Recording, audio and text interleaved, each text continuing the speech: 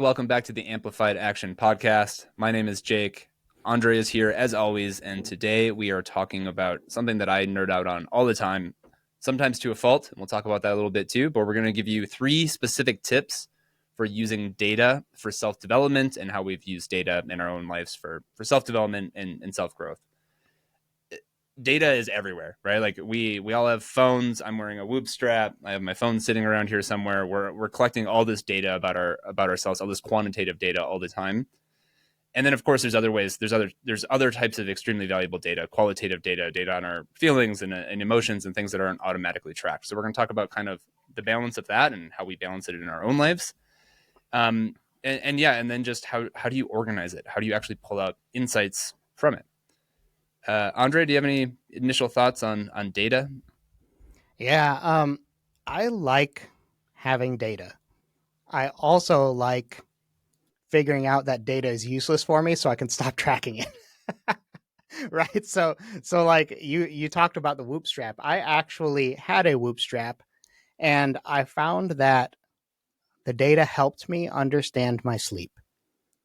But after I got an understanding of my sleep and a little bit of understanding of what was happening when I was exercising, it ceased being useful data for me because I would wake up, I would open my phone immediately, which is supposed to be a no no, right? I would check the Whoop app and I would be like, oh, I should feel tired today, right? And if data ceases being useful, I really like being able to cut it out of my mind. And the Whoop strap actually fell in there, which hopefully we don't end up sponsored by Whoop or something, right? So well, actually, hopefully we do, and then we could just delete this episode. I can Anyway, counteract that. Not that we should deep dive too on Whoop, but I completely relate to that because I hit that level. So I've had the Whoop strap for 3 or 4 years. I can't remember, quite a while. And I hit that level where there was like a plateau in information. But of course, I signed up for the year, so I just kept it, right? And I didn't cancel it or stop wearing it. And I have hit multiple levels of that where it's like, this is not being useful anymore. I'm going to stop. And then all of a sudden, I'll get this like rush, like something will change in my life and I'll see a real clear pattern in it. And then I have all this data over years and years of time where it's become so valuable. Like the last one I did, I was stressing out about my sleep because I was just like having crap recovery scores for a while. And um, what I did was I fed, so this is, this is maybe a tip later on, but what I did was I exported all of the data from Whoop for like years and years and years. I threw it in Chat GPT and I asked it, find me patterns across this. So I used separate AI and I sliced and diced it a bunch of different ways. And most of it, there was like zero correlation. It was like, oh, more sleep. Well, duh, more sleep correlates with better recovery scores. It was like very obvious stuff. But there was one thing that I was able to tease out. And it was like days that I burned 1 to 300 more calories than average. I had better recovery scores. I bought a treadmill for my desk that I can walk on, and I've been burning an extra 1 to 300 calories a day. And it actually it improved my recovery scores. So it was insane. Like that's one thing I've gotten from Whoop. So I'll counteract that. I think Whoop's great and very useful over a longer period of time. yeah, you never know when you're gonna run across data that's useful. Like you never know. Like I would not have guessed that an extra 1 to 300 calories would make such a big difference in the recovery scores, especially because the recovery score, it also takes into effect how much exercise you've had. So that's interesting. But yeah, so like make sure that you're getting usefulness out of your data. I would say that most people would not benefit from collecting too much data because they might not have your ability to work with data and spot patterns. Um, I have some of that, but I just found that doing the basics was really enough for me, to be honest. Like like spot the pattern, learn the lesson, and then move on as soon as possible, and find another pattern to spot, collect other data that's useful, and solve a different problem. That's kind of how I tend to structure my data collection for making things better for myself. Yeah, no, that's spot on. And that is exactly the first tip we have written down here, which is choose the right data because that is the quickest way to sabotage yourself is just track too many things. I'm an expert at that. I've done this many times and I've started to reduce and reduce and reduce the amount of data. And one thing that I do, I will always opt into passive data tracking, not at the expense of my privacy. I try to be careful in how that works, and I try to pick products carefully. But like the Whoop strap, to me, it's just like a no brainer because I know as long as there's a good API and I can extract that data and do something else that I want with it, and I don't have to. I'm not limited to however they're showing the information. I will always opt into that because I can retroactively go back and do it. But you have to be able to correlate that data with something, right? So there's there's the sleep data and fitness data. These are all the things that are automated. But what's your goal, right? Like my goal isn't burn more calories right now, although it has been in the past. But like it's not get more sleep. It's not whatever. It's usually more like how I feel, how productive am I being, and those are things that are really hard to automate. So my strategy is collect as much passive data as you can through technology and then really hone in on what are the key things that you're not tracking so that you can correlate those two pieces of data together. Yeah, that's interesting and super valuable if you're willing to do the legwork. Having passive data available to you is super helpful in a lot of different realms, especially if you can take that passively collected data and then compare it to something that's a little bit more actively collected. Like you get actively collected data when you're chasing new specific goals.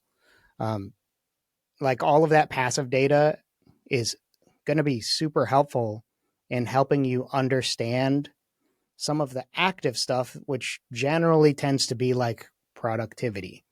Like when somebody is looking at productivity and reaching a certain like very specific goal, and they're like they have one to three things that get you to that specific goal, and then they find out, oh God, I'm 30% less productive if I've like been half an hour off on sleep, which God, can I relate to that one? Like like and it's the same thing with correlating exercise. And like which one matters more for me has actually shifted based on how in shape I am. like like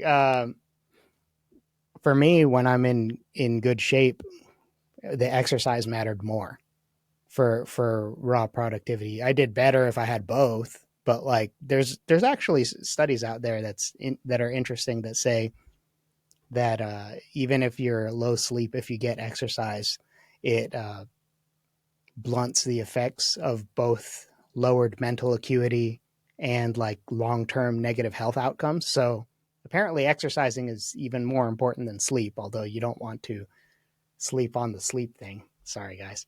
But yeah, like collect passive data collection is awesome, and being able to correlate it with new data sets that are important to you, super helpful. Yeah. Yeah. And that leads right into our step number two, which we've probably covered a lot, but I'll just explicitly say it to get it on the record. Balance the manual and automated data collection process. So it's both of these things. It's very low lift to automate things and just collect them. I'm a nerd about it, so I opt into everything that I can collect and I try to consolidate it. And then there's other things that are not automated, which you can tell how much of a nerd I am about this because here's my stopwatch recording how much time I'm spending on the podcast. You can't see it, but I have this stopwatch sitting on my desk and I will record my tasks with it. And I've tried apps, I've tried all these things, and it's so much easier to just use the stopwatch because I can just hit these two buttons and do it. And then this is all literally sitting on my desk, not planned. I'm also experimenting with this calendar where I write down stats to track things because I've tried it digitally and I find it a lot easier to have like one place where I put this.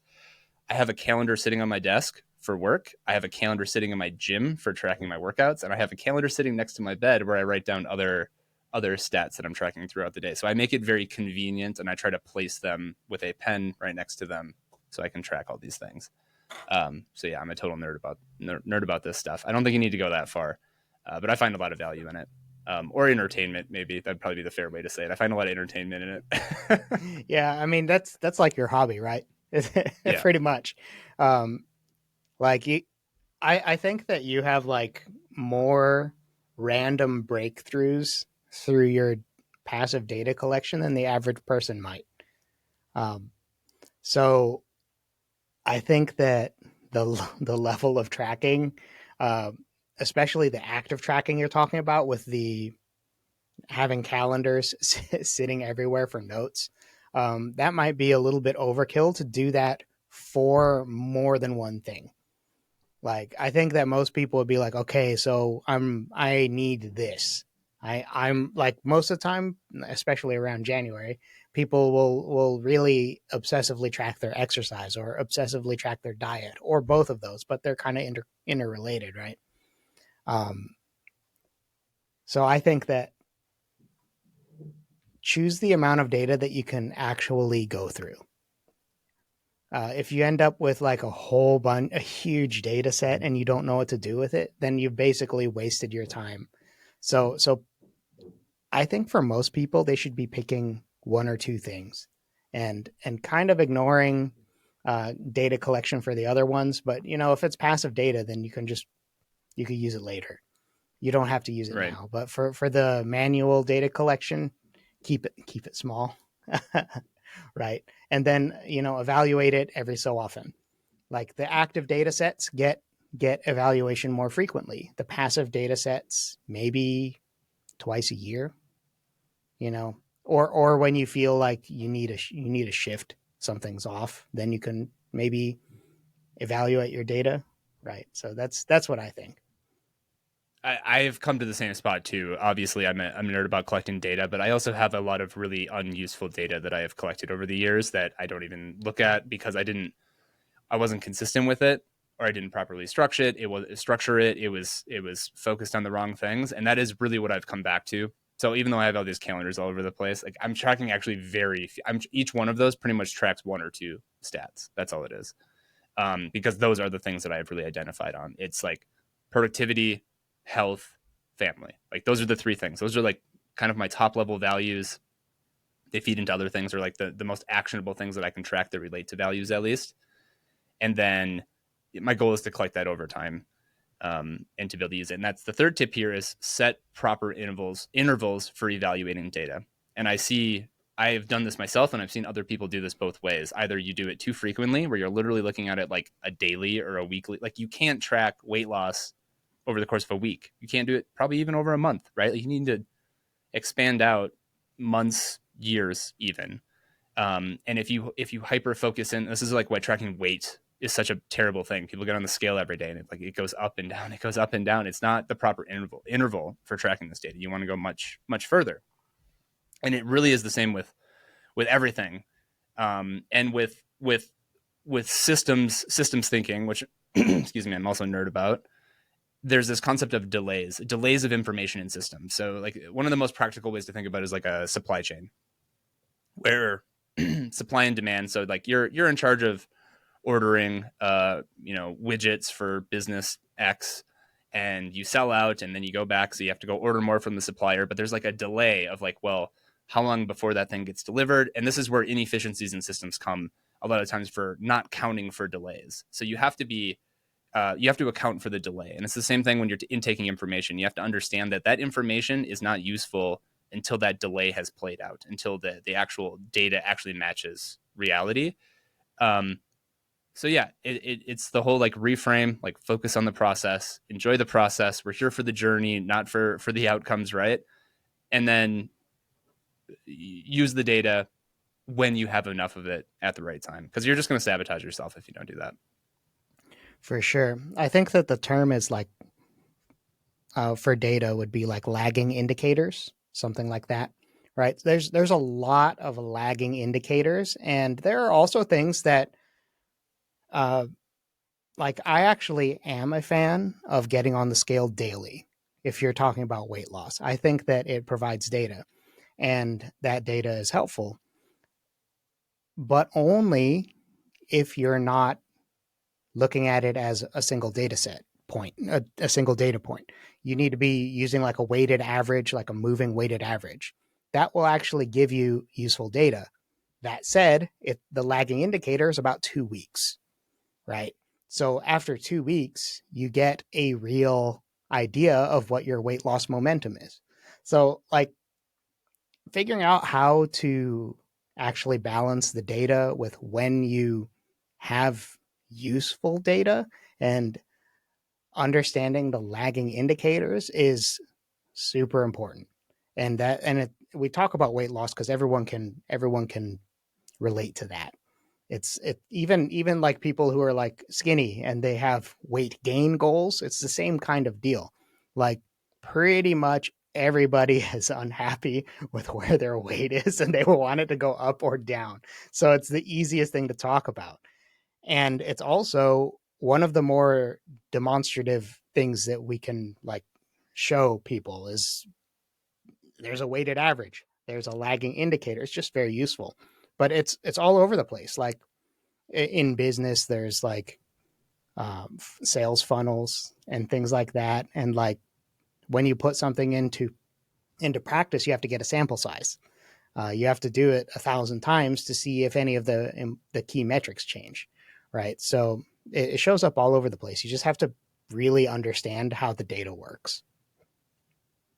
Right. And maybe in closing here, I'll say one more thing is, yeah, good data analysis used to be reserved for the people who really understood it, like data, the people who literally work with data for a living. And I've worked with some insanely smart data people who in the programs that they blow my mind. Like I like to think I understand data pretty well, but like these people are on a totally different level. And even like we were saying, like the weighted moving average, is that what you said? Yeah, something like Yeah, that. yeah. Like right now, that sounds like a really good idea, but I wouldn't know what that is. But you know what I can do? I can just go ask ChatGPT and I can say, like, tell me what type of data I should be doing. So, like the stuff I've been nerding out on lately, you can export a spreadsheet as a CSV file, and then you can upload that to ChatGPT. And I'm sure this will change by the time people are listening to it because technology changes fast. But you can upload it, and then you can just ask it questions, right? You can say, like, I want to learn about this. What you just say, pretend you are an expert data analyst. What data would you be looking for, and what are the process you would take to analyze this data to get this type of information out of it? Now do that. It'll just do it for you. And sure, it's maybe that's not perfect, right? It's not a professional, it's not a human. Maybe it's going to make mistakes, but like for this type of stuff, for like data for personal development or for personal growth stuff you're tracking, extremely useful and way better than you just being like, I don't know. I think it's going good. Like numbers going up, right? Like you can get a lot more data than just looking at it, relying on AI right now. Yeah, for sure. Yeah, I think that I'm gonna close this out here. Those are really good points. So make sure that you're like choosing the right data to track, utilizing passive data, and then looking at those at like different longer term intervals can be very helpful. But don't get trapped in the data. Like you need to balance your manually collected data and your passively collected data and then look at them at the right intervals and understanding the lagging indicator thing is going to be really important to make sure that you're not pulling the wrong lessons from the data. So make sure that you're doing that. Review things at intervals and then make adjustments if necessary and start your new data collection cycle to reach whatever your goal is. Nice, perfect. I think that's the perfect conclusion. Thanks everybody for coming along for the ride. If you're watching on YouTube, go ahead and hit that like button, subscribe, all those good things. We'll talk to you guys later.